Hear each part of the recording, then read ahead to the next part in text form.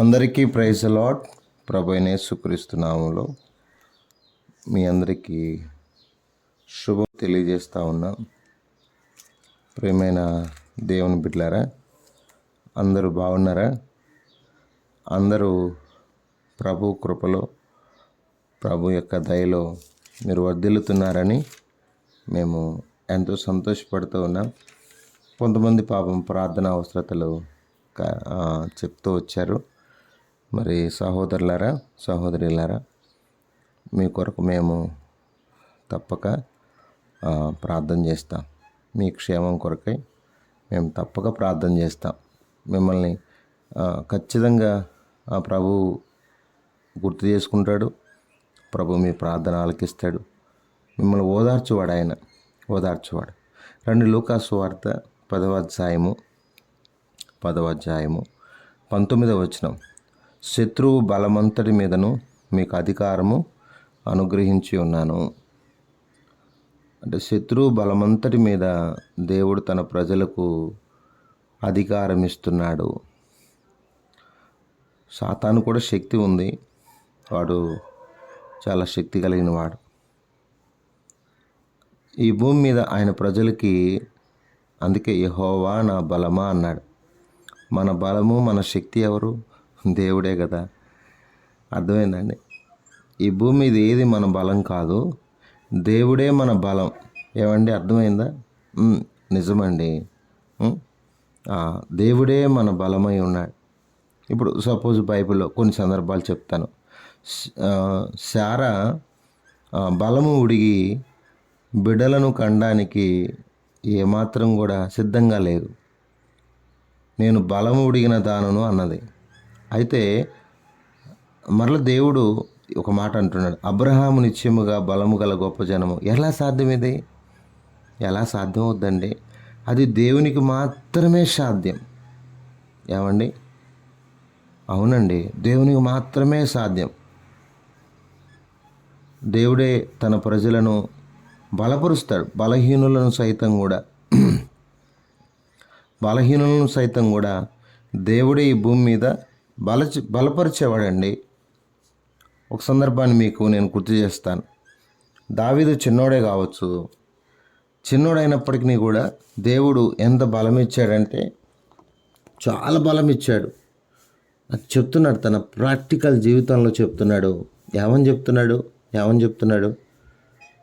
రండి, సమూయేలు మొదటి గ్రంథము ఈ మాటలు చదువుదాం. మొదటి గ్రంథం 17వ అధ్యాయం 33వ వచనం. సౌలు ఈ ఫిలిష్తీయుని ఎదుర్కొని అంత పోట్లాడుటకు నీకు బలము చాలదు. నువ్వు బాలుడు, వాడు బాల్యం నుండి యుద్ధాభ్యాసం. కాబట్టి ఆడున్నటువంటి గొల్లియాతు చాలా బలవంతుడు రా, చిన్నోడా దావీదు అని సౌలు అంటున్నాడు, రాజు అంటున్నాడు.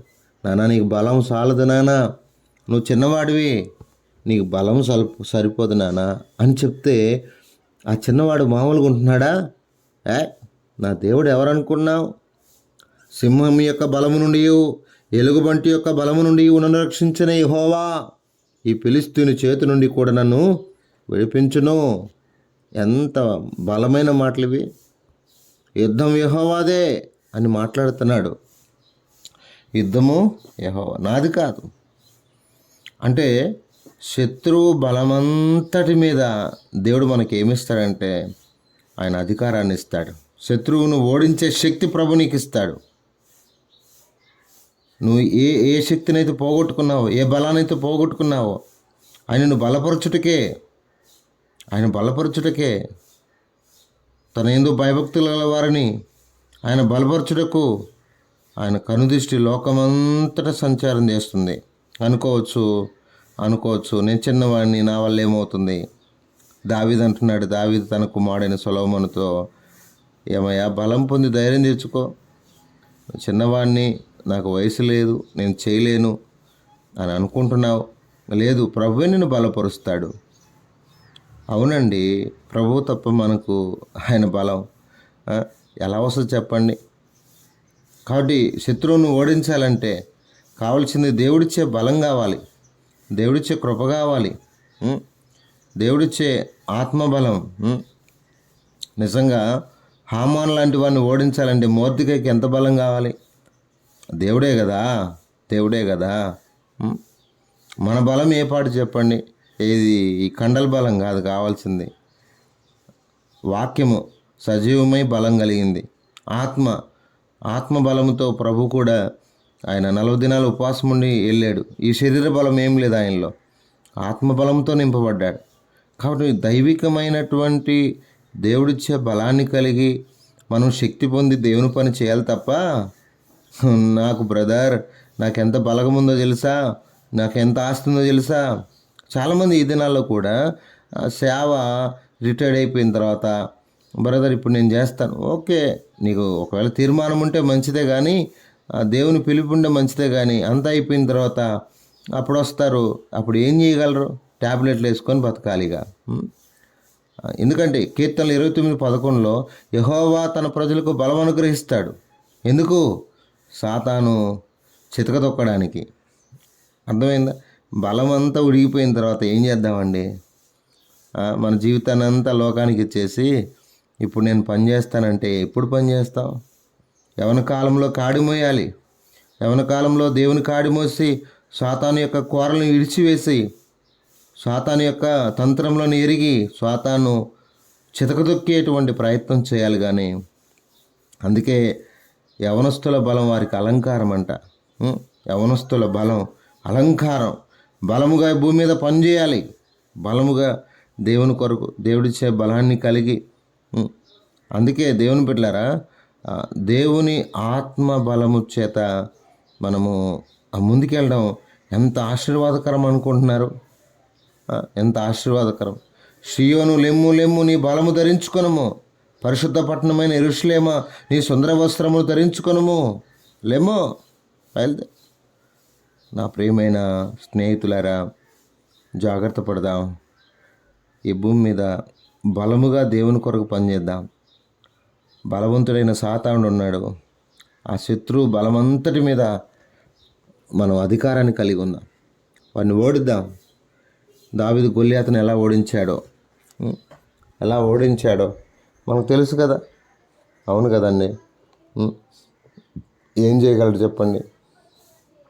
అవును, ఈ భూమి మీద దేవుని కొరకు జీవించగలిగితే దేవుడే నీ పక్షాన్ని దేవుడు ఎన్నో కార్యాలు చేస్తాడు. ఎన్నో కార్యాలు చేయడానికి ఆయన సమర్థుడు. ఎన్నో కార్యాలు ఆయన చేయగలడు. కనుక ఈ మాటలు ముగించడానికి నేను వస్తున్నాను.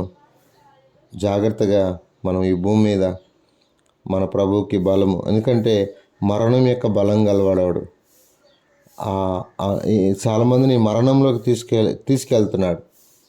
కాబట్టి మనం సాధ్యమైనంత వరకు ప్రభు ఇచ్చే బలాన్ని కలిగి, అందుకే స్టెఫన్ అనే వ్యక్తి ఎలా ఉన్నాడంటే, అతను ఎలా ఉన్నాడంటే జ్ఞానముతోనూ బలముతోనూ నిండుకున్నవాడై. స్టెఫను బలముతోనూ నిండినవాడై.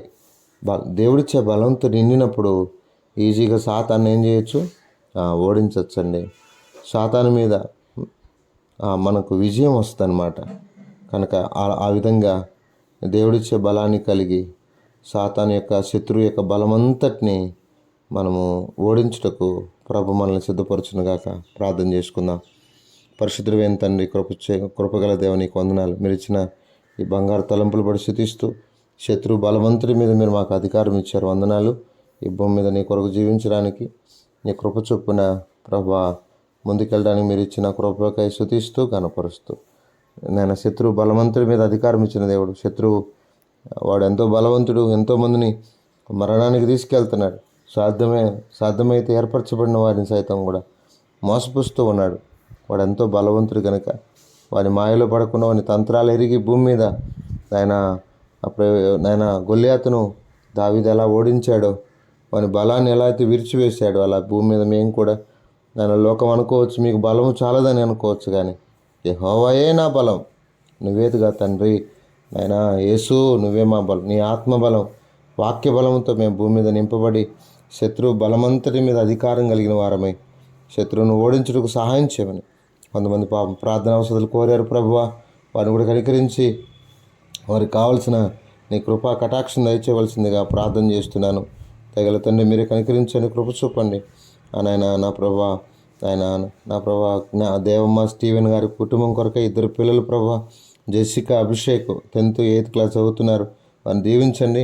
ఎన్నో ఇబ్బందులు, అప్పులు ఉన్నాయి ప్రభా, ఆ అప్పు నుండి విడిపించండి తండ్రి. మీ కృప కలిగిన స్థలకు అప్పగిస్తున్నా. వారిని కాపాడుతురండి. వారి పిల్లలు కూడా ఆత్మీయంగా ఎదగడానికి, రక్షణ పొందడానికి కూడా సహాయం చేయండి తండ్రి. కృపలో జ్ఞాపం చేసుకోండి. ఆయన కెవిన్ కొరకు, కుటుంబం అంతటి కొరకు ప్రార్థన చేస్తున్నా. అయ్యా మీరే జ్ఞాపం చేసుకో తండ్రి. నా తండ్రి నా ప్రభు వారి ఆరోగ్యాల విషయంలో ఆయన ప్రభు నాయన జ్ఞాపం చేసుకోండి. ఆయన రవీంద్రనాథ్ అన్న కుటుంబాన్ని జ్ఞాపం చేసుకొని దీవించండి. అంత మాత్రమే కాదు ప్రభు, మల్లేష్ కుటుంబం కొరకు ప్రార్థన చేస్తున్నాం. కుటుంబం కోసం ఆయన బ్లెస్సి కాలు నొప్పి జాబు కొరకు ప్రార్థించమన్నారు.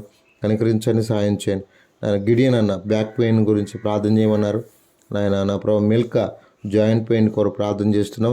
కుటుంబాల కొరకై మీరే కనికరించని కాపాడుతున్నాం. ప్రియులందరినీ దీవించమని మీ దైన కృపను కోరుతూ, గతంలో ప్రార్థన అవసరాలు కోరిన అందరినీ కూడా దీవించమని యేసు పరిశుద్ధ నామంలో ప్రార్థన చేశాడు వేడుకుంటున్నాం తండ్రి. ఆమేన్.